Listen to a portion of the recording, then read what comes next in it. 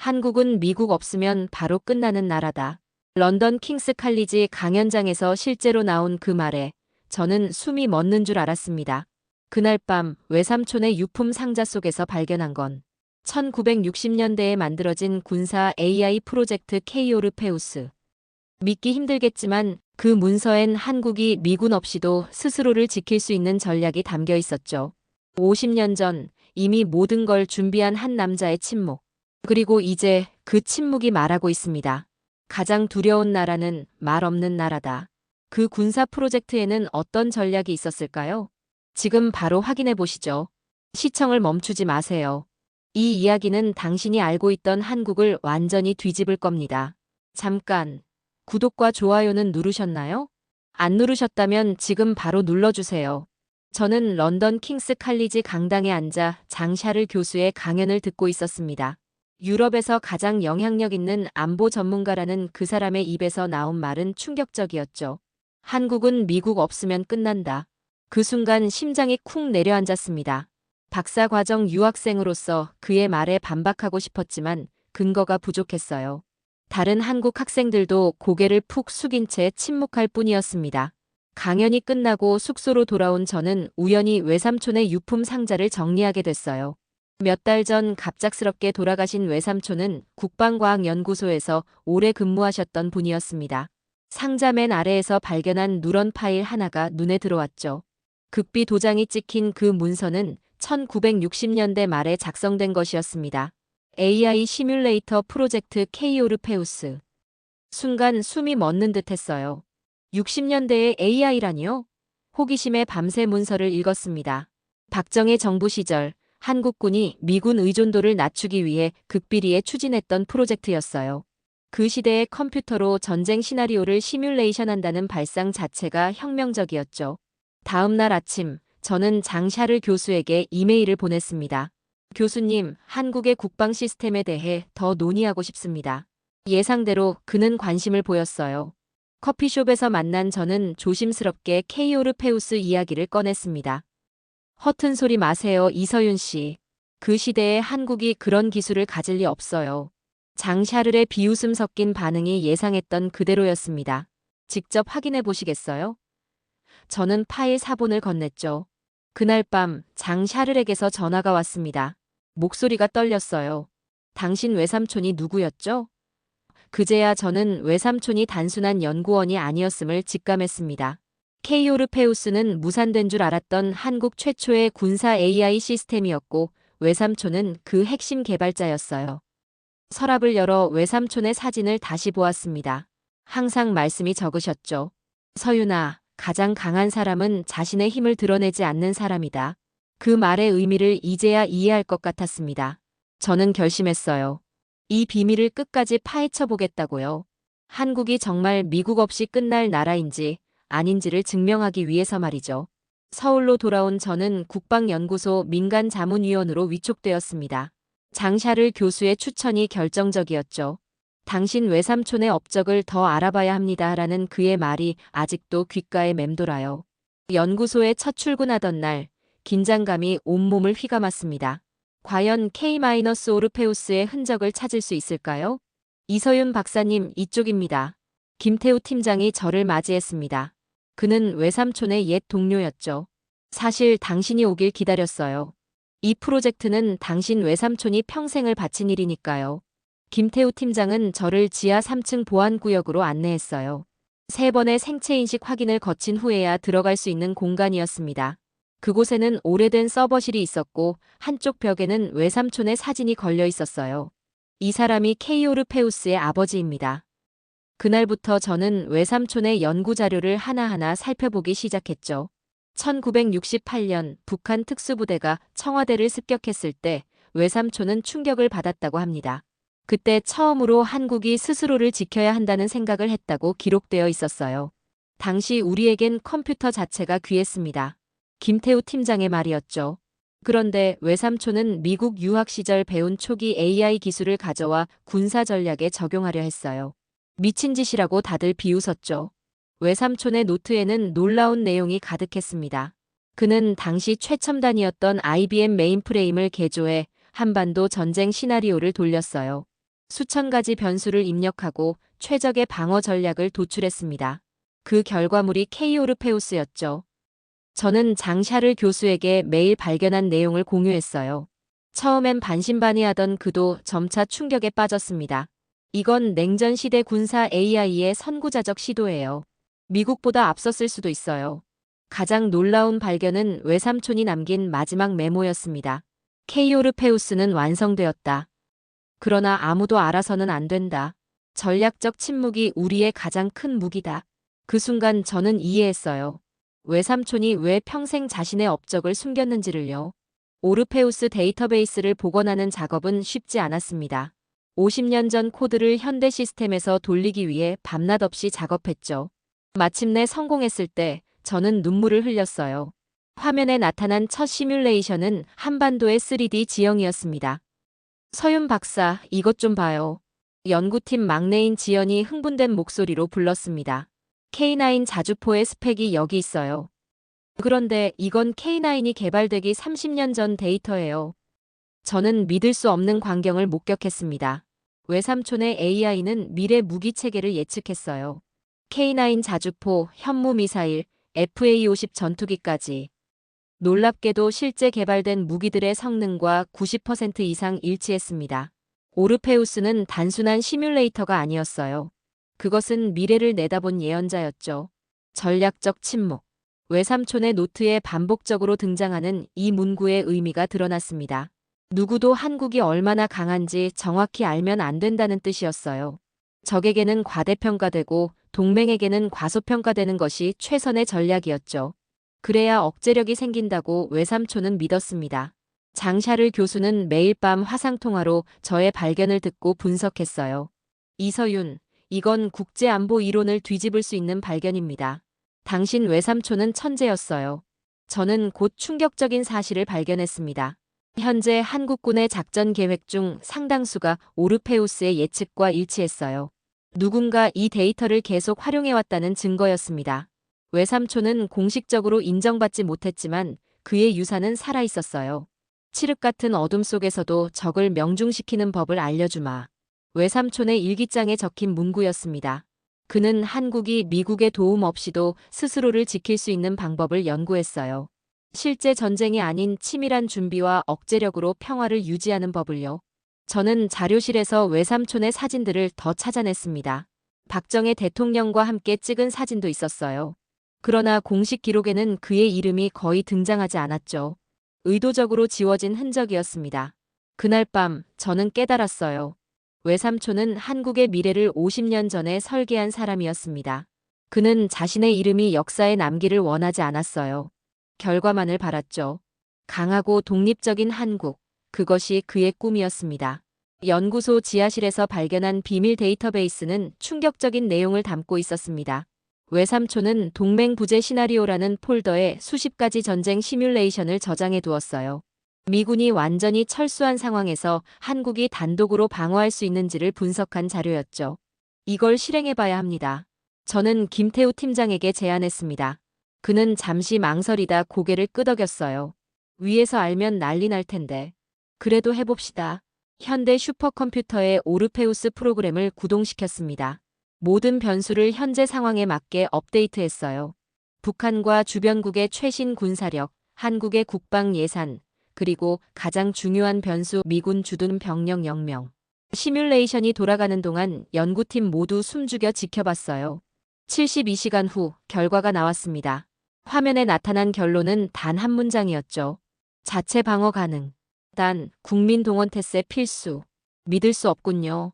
장샤를 교수는 화상통화로 결과를 전해 듣고 놀란 표정을 감추지 못했습니다. 유럽의 모든 군사 분석가들은 미군 없는 한국은 3일 안에 무너진다고 봤어요. 그런데 시뮬레이션은 예상치 못한 전략을 제시했어요. 주력 전차 부대의 비정상적 배치, 해안 방어를 위한 독특한 기뢰 패턴, 그리고 민간인 대피소를 활용한 게릴라전 시나리오까지 모두 교과서에 없는 전략이었습니다. 외삼촌은 이걸 50년 전에 설계했어요. 저는 감정이 복받쳐 말했습니다. 그는 어떤 상황에서도 한국이 살아남을 방법을 찾아냈어요. 김태우 팀장은 쓴웃음을 지었죠.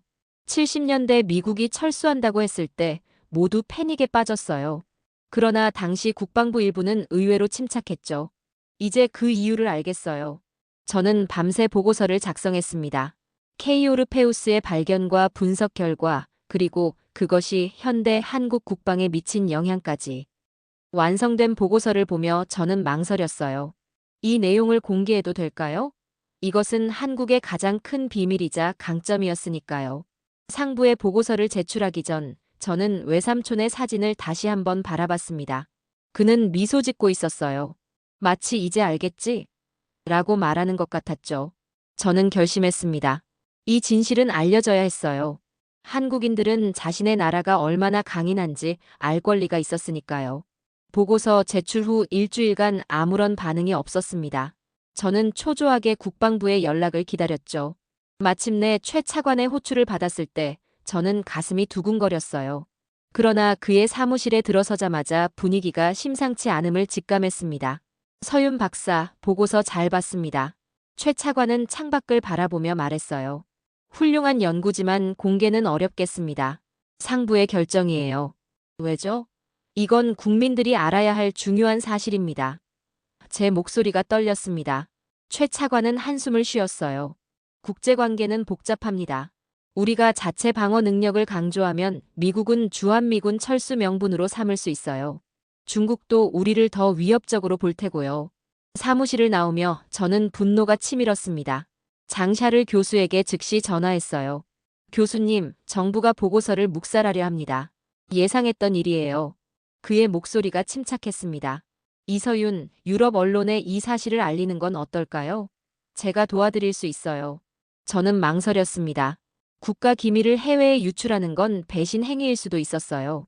그날 밤 아버지의 오래된 사진첩을 펼쳐보았죠. 6.25 참전 용사였던 아버지는 항상 말씀하셨습니다. 나라의 힘은 국민의 마음에서 나온다. 아버지는 왜 끝까지 싸웠을까요? 미국이 도와줄 거라고 믿어서였을까요? 아니면 자신의 땅은 자신이 지켜야 한다고 생각해서였을까요? 고민 끝에 저는 결심했습니다. 전체 보고서 공개는 안 되더라도 핵심 사실만이라도 알려야 했어요. 다음 날 김태우 팀장을 찾아갔습니다. 외삼촌은 이런 상황을 원하지 않았을 거예요. 그는 한국인들이 자신감을 가지길 바랐어요. 김태우 팀장은 잠시 침묵하더니 서랍에서 USB 하나를 꺼냈어요. 이건 오르페우스의 축소 버전입니다. 외삼촌이 남긴 유일한 복사본이죠. 현명하게 사용하세요. 저는 그날 밤 잠을 이루지 못했습니다. 국가에 대한 의무와 진실을 알려야 한다는 사명감 사이에서 갈등했어요. 아침이 밝아올 때 저는 장샤르 교수에게 메시지를 보냈습니다. 함께 일할 준비가 됐습니다. 제가 나서기로 결심한 바로 그날 낯선 방문객이 찾아왔습니다. 정장 차림의 중년 남성은 자신을 전직 국정원 직원이라고 소개했어요. 이서윤 박사님, 위험한 게임을 하고 계시네요. 무슨 말씀이신지? 긴장한 목소리로 물었습니다. 그는 커피를 마시며 천천히 말했어요. 70년대 초 케이오르페우스 프로젝트를 반대했던 세력이 있었습니다. 미국과의 동맹을 최우선으로 여기는 사람들이죠. 그들은 아직도 힘이 있어요. 그럼 외삼촌은? 질문을 끝맺지 못했습니다. 사고사로 처리됐지만 모두가 의문을 품었죠. 그의 눈빛이 어두워졌어요. 이제 그들의 관심이 박사님에게 향하고 있습니다. 그날 저녁 연구실 컴퓨터가 해킹당했습니다. 다행히 핵심 데이터는 이미 USB에 옮겨둔 상태였어요. 저는 불안한 마음으로 장샤르 교수에게 연락했죠. 교수님, 상황이 악화됐습니다. 지금 당장 자료를 공개해야 해요. 그의 대답은 단호했습니다. 내일 런던에서 기자회견을 준비하겠습니다. 당신은 안전한 곳으로 가세요. 하지만 저는 도망치고 싶지 않았어요. 이것은 외삼촌의 유산이자 한국의 역사였습니다. 용기를 내어 국내 유력 언론사 기자를 만났죠. 백 기자는 제 이야기를 듣고 놀라움을 감추지 못했어요. 이게 사실이라면 역사를 다시 써야 합니다. 위협이 계속되었습니다. 집 앞에서 미행하는 차량, 도청된 듯한 전화. 하지만 저는 멈출 수 없었어요. USB를 백 기자에게 전달하며 말했습니다. 이건 한국인들이 알아야 할 진실입니다. 그날 밤 장샤르 교수가 급히 서울로 날아왔어요. 호텔에서 만난 그는 저를 꼭 안아주었습니다. 이서윤, 당신은 용감한 사람입니다. 이건 단순한 군사 비밀이 아니에요. 이건 한국을 위한 역사예요. 함께 언론 보도를 준비하는 동안 저희는 마치 스파이 영화의 주인공이 된 것 같았습니다. 장소를 계속 옮기고 암호화된 메시지로 소통하며 모든 준비를 마쳤어요. 드디어 진실이 세상에 나올 순간이 왔습니다. 다음 날 아침 폭탄이 터졌습니다. 국내 주요 언론과 영국 BBC에 동시에 케이오르페우스의 존재가 보도되었어요. 50년 전 한국이 개발한 군사 AI, 자주국방에 숨겨진 영웅. 헤드라인과 함께 외삼촌의 사진이 전면에 실렸습니다. 정부는 처음엔 구시대 AI 실험일 뿐이라며 대수롭지 않게 반응했어요. 하지만 장 샤를 교수의 인터뷰가 결정타였죠.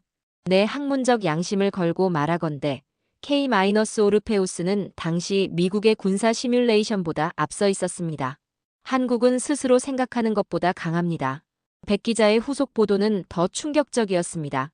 케이오르페우스가 예측한 전략이 실제 한국군 작전 계획에 반영된 증거, 그리고 K9 자주포와 같은 첨단 무기 개발에 미친 영향까지 상세히 공개됐어요. 뉴스가 퍼지자 국민 반응은 놀라웠습니다. SNS에는 전략적 침묵이 트렌드가 됐죠. 사람들은 자발적으로 외삼촌의 업적을 알리는 해시태그 운동을 시작했어요.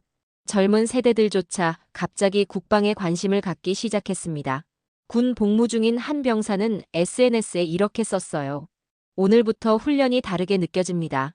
우리가 지켜야 할 것은 단순한 땅이 아니라 50년간 이어져 온 자주국방의 의지입니다. 해외 반응도 뜨거웠습니다. 미국 국방부는 공식 논평을 거부했지만 워싱턴 포스트는 한국에 숨겨진 카드 우리가 몰랐던 자주국방의 역사라는 기사를 실었어요. 중국 관영 매체조차 한반도의 독특한 전략 문화라며 분석 기사를 냈습니다. 한 주가 지나자 국방부 입장이 바뀌었어요. 공식 성명을 통해 케이오르페우스 프로젝트는 한국 국방 역사의 자랑스러운 유산이라고 인정했습니다. 외삼촌에게 파스추머스 훈장을 수여하는 행사도 예정됐죠. 장 샤를 교수는 유럽으로 돌아가기 전 저에게 말했습니다. 이서윤, 당신은 역사를 바꿨어요. 한국에 대한 국제안보학계의 시각이 완전히 달라졌습니다. 저는 외삼촌의 묘소를 찾아 보고서를 놓았어요. 외삼촌, 이제 모두가 알게 됐어요. 한국이 얼마나 강한지를요. 폭풍 같던 한 달이 지나고 저는 마지막 보고서를 완성했습니다. 케이오르페우스와 한국의 자주국방 50년이라는 제목의 백서였어요. 국방부는 이 보고서를 공식 채택했고 외삼촌의 이름은 마침내 역사 속의 정당한 자리를 찾았습니다. 전국 대학 특강 투어 중이던 저는 국제 언론의 인터뷰 요청을 받았어요. CNN, BBC, 알자지라까지 한국에 숨겨진 국방 역사에 관심을 보였죠. 인터뷰 당일, 저는 외삼촌의 오래된 넥타이핀을 가슴에 달았습니다. 그것은 그의 영혼을 함께하는 느낌이었어요. 기자는 단도직입적으로 물었습니다. 이서윤 박사님, 한국은 정말 전쟁 없이도 전쟁을 억제할 수 있는 나라입니까? 순간 외삼촌의 목소리가 들리는 것 같았어요. 가장 강한 사람은 자신의 힘을 드러내지 않는 사람이다. 깊은 숨을 들이마시고 대답했습니다.